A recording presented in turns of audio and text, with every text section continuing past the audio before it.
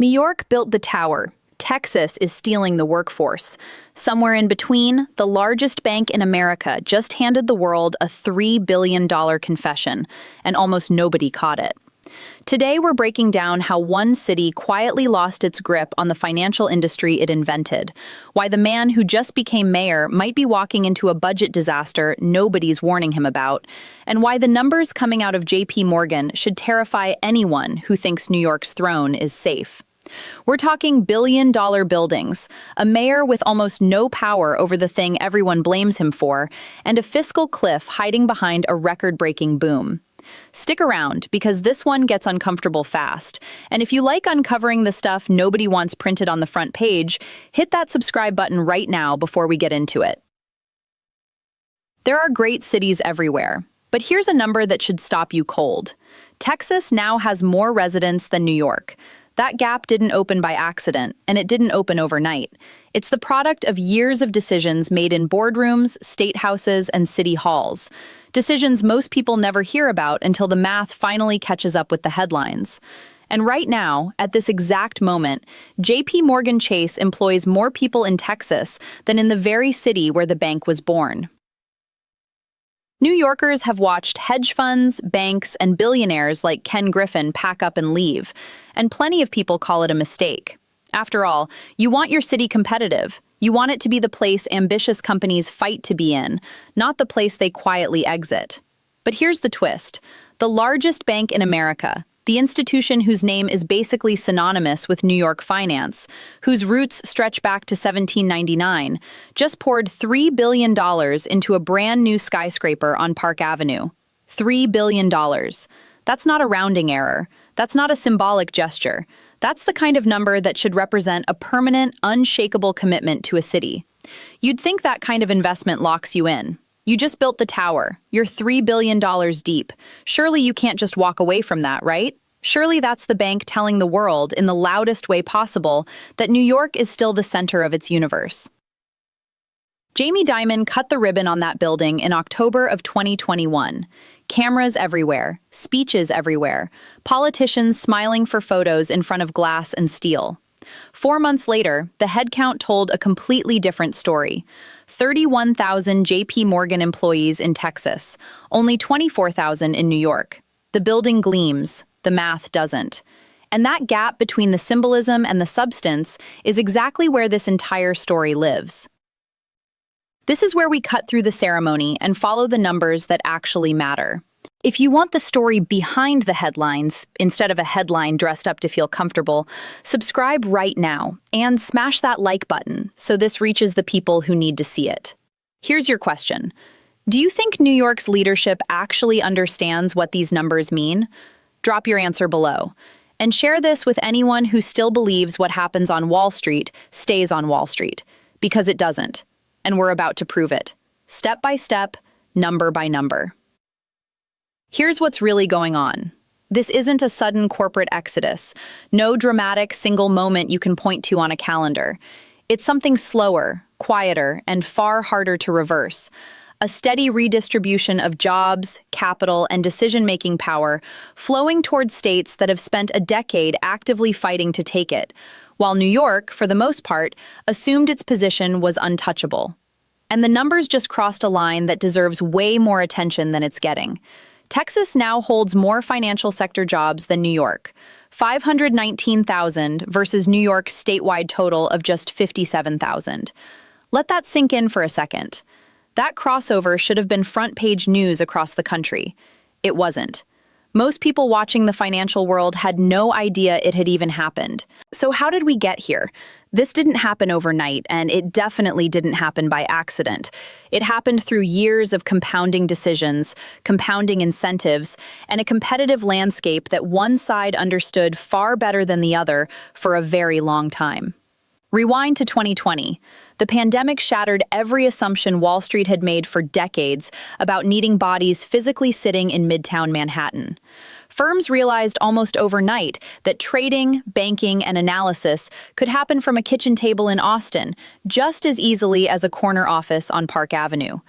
That discovery didn't just change where people worked from day to day, It rewired the entire equation of where companies needed to exist at all. Once your workforce can go remote, your office footprint stops being a necessity and becomes a choice. And once something becomes a choice instead of a requirement, executives start asking a very uncomfortable question. What exactly are we paying for? Between 2020 and 2023, more than 150 financial firms managing nearly $1 trillion in assets relocated their headquarters out of New York. $1 trillion. That figure comes straight from Bloomberg, and it's not just a pandemic-era blip that corrects itself once the world goes back to normal. It's a permanent rewiring of the map. Those firms are not coming back. The talent pipelines they built, the local partnerships they formed in Dallas, Miami, and Nashville, the office leases they signed, the executives who bought houses and enrolled their kids in schools, those roots are real now. They didn't evaporate when the world reopened. They deepened. And this is where the Texas story becomes impossible to ignore. Texas didn't stumble into becoming a financial powerhouse by accident or by luck. It engineered it, deliberately, piece by piece. The state constitutionally banned financial transaction taxes, closing the door on a policy New York has never taken off the table. It built specialized business courts designed specifically for the needs of financial institutions, so companies wouldn't have to navigate a generic court system built for everything except them.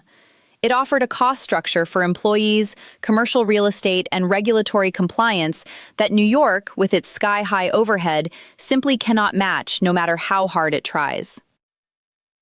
Jamie Dimon said it himself back in 2023, and the quote deserves to sit with you for a moment because it's not a critic talking. It shouldn't be this way, he said, but Texas genuinely wants his people there. Think about what that means. The CEO of the biggest bank in America, standing in a state that now employs more of his workforce than his own company's home city, openly admitting that the welcome mat feels warmer somewhere else. That's not an outsider taking a shot at New York from the sidelines. That's a diagnosis from the man still technically headquartered there, still cutting ribbons on New York skyscrapers, and still watching his own employee numbers tell a different story underneath the ceremony. Goldman Sachs is now building an 800,000 square foot campus in Dallas, $500 million, opening in 2028, designed to house more than 5,000 employees. That's not a satellite office you open to say you have a presence somewhere. That's a second center of gravity, a genuine rival hub inside the same company.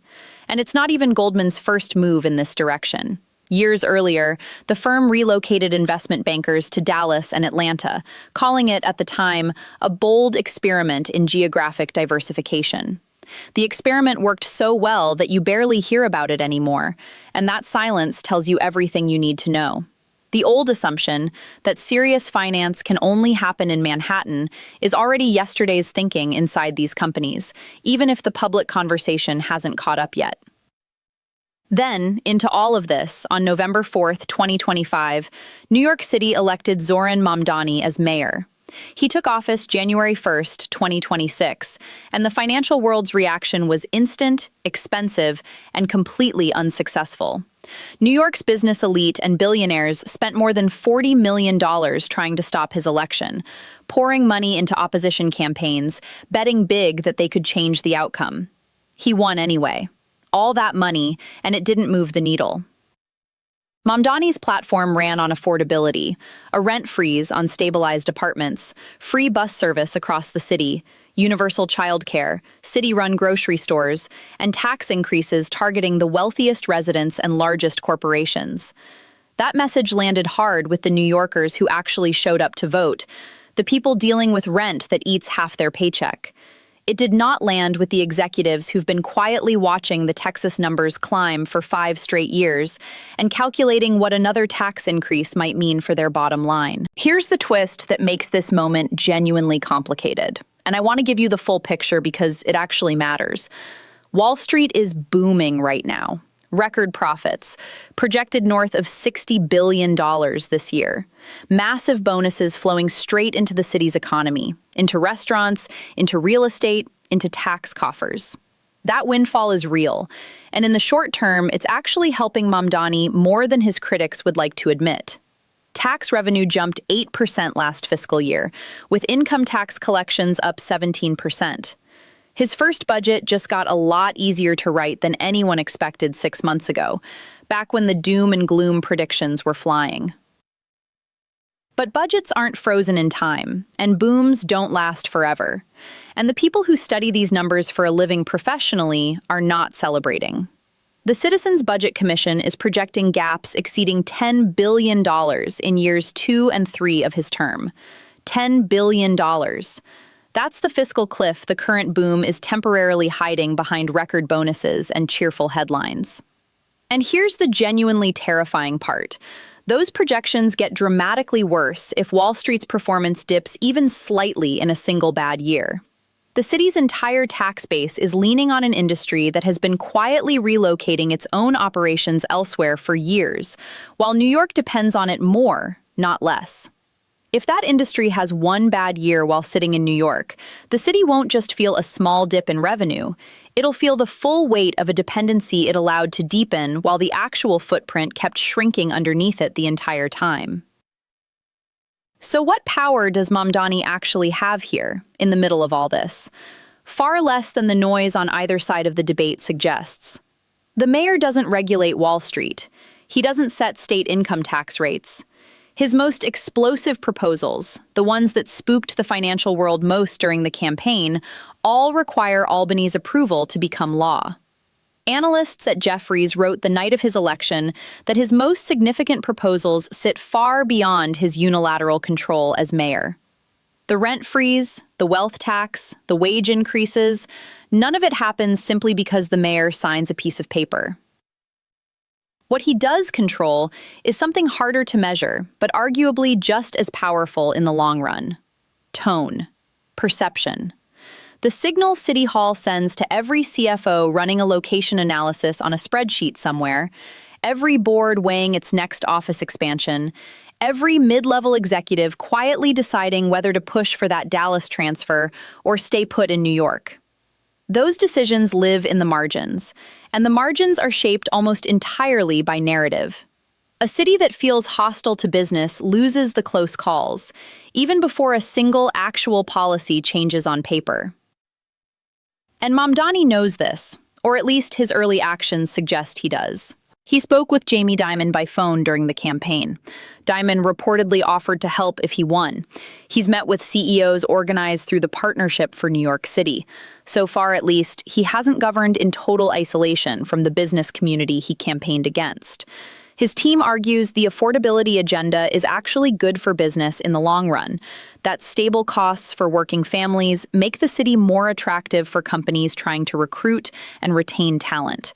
And that argument isn't without merit. The same firms complaining loudest about the election results are struggling to convince their own employees to leave comfortable suburban homes and move back into a city where a one-bedroom apartment runs $3,000 a month. Affordability isn't just a progressive talking point on a campaign flyer. It's a genuine talent retention crisis for the very industry now grumbling about the election. But good arguments and compelling talking points don't fill a $10 billion hole in a budget. And here's the structural truth underneath all of it. Financial firms aren't fleeing to Texas because they hate New York, because of some emotional grudge against the city. They're going because Texas has 519,000 financial sector workers today, compared to New York's 57,000. And that gap wasn't an accident. It was built deliberately, year after year, policy after policy, and it's compounding faster than most people realize. Securities jobs in New York dipped 1.5% in 2025. Preliminary number, sure, but pointed in exactly the wrong direction. Not a collapse. Not a headline-grabbing crash, a drift. And drifts left unchecked over years become trends. Trends, left unaddressed, become tipping points that arrive faster than anyone in charge expected. Barry Sternlicht, whose firm Starwood manages nearly $30 billion in assets, told CNBC after the election that his New York team was, for the first time, openly saying, maybe it's time to leave. He didn't announce a move. He didn't call a press conference. He described a conversation that is now happening inside his own company, at his own conference table. And that same conversation is happening inside a lot of companies right now, in rooms nobody's filming, in meetings that never make the news. Every one of JPMorgan's 31,000 Texas employees represents a decision made quietly, incrementally, one hire at a time, one transfer at a time. And now it's simply a fact on the ground, not a headline, not a controversy, just a number in a filing. The tower on Park Avenue is real. The ribbon cutting was real. Jamie Dimon standing there smiling for the cameras was real. And so is the headcount telling a completely different story underneath all of it. New York still has more securities jobs than any other city in the country. It's still, by nearly every reasonable measure, the financial capital of the United States, and one of the financial capitals of the entire world. But capitals aren't permanent fixtures handed down by history. They're earned continuously, through conditions that actively attract and retain the people and institutions that define them. The real question New York is living inside right now, whether its leadership fully grasps it or not, is whether the conditions it's building, under a brand new mayor, against a tightening budget, against a competitor that has been quietly outpacing it in financial sector employment for years, are the conditions that keep it on top, or whether the drift that's been building for 5 years just found a brand new reason to accelerate. That's not a question for the next election. That's a question for the next budget, and the one after that, and the one after that. If you want to keep tracking what the numbers actually say instead of what the headlines want you to believe, subscribe to this channel right now and turn on notifications so you don't miss the next investigation. Hit that like button if this opened your eyes even a little bit today. And drop a comment below answering this. What does New York actually need to do, specifically, to close this gap before it's too late to close it at all? The data is already public. The problem is that almost nobody in a position of power is saying it out loud, clearly, without spin. Until next time, I'll see you in the next investigation.